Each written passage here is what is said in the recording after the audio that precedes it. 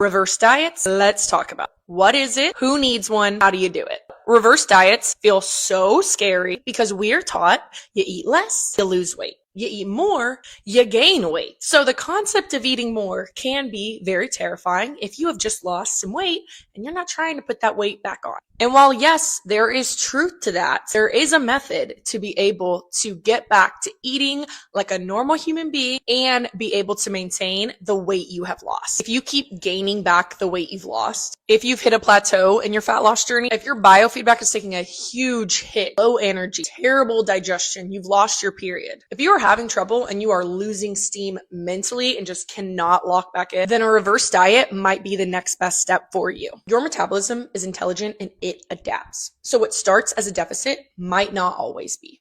And as your body downregulates and starts to expend less energy in a dieting phase, you have to push harder. You have to do more. You have to eat less to keep seeing body fat loss. Inverse is also true. We can upregulate and we can make our metabolism more efficient.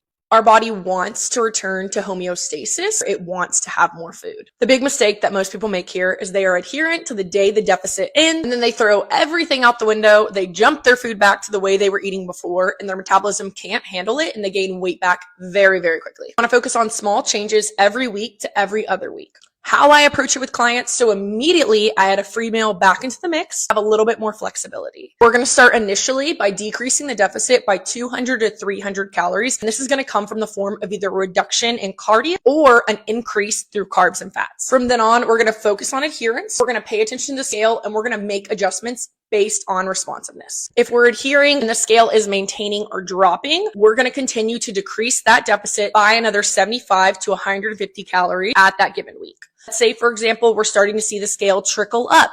Then we're going to leave everything the same for that given week. If you are not adhering at all, you need to make sure that you're adhering first. You can't be stressing about the scale going up when you're not even tracking half the week. Adherence sets the pace here. The goal in this is to minimize fat gain as we get your food back up to maintenance. The more you adhere, the more you're going to retain the results from your deficit and the quicker you're going to get out of this season and get back to normal life. We're going to have more food freedom, more strength, more flexibility, better overall foundation for us to live our life when we are in a reverse diet. You cannot live in a deficit, and chronic undereating can cause a whole cascade of health issues with that. You want to get in and out of any dieting phase that you are in. And the best part is, even if you want to lose more weight, sometimes reversing and taking a break can make you mentally and metabolically more responsive the next time around. I know it can be so incredibly scary. Just remember, if you have to fight to live in that body, that's not your body.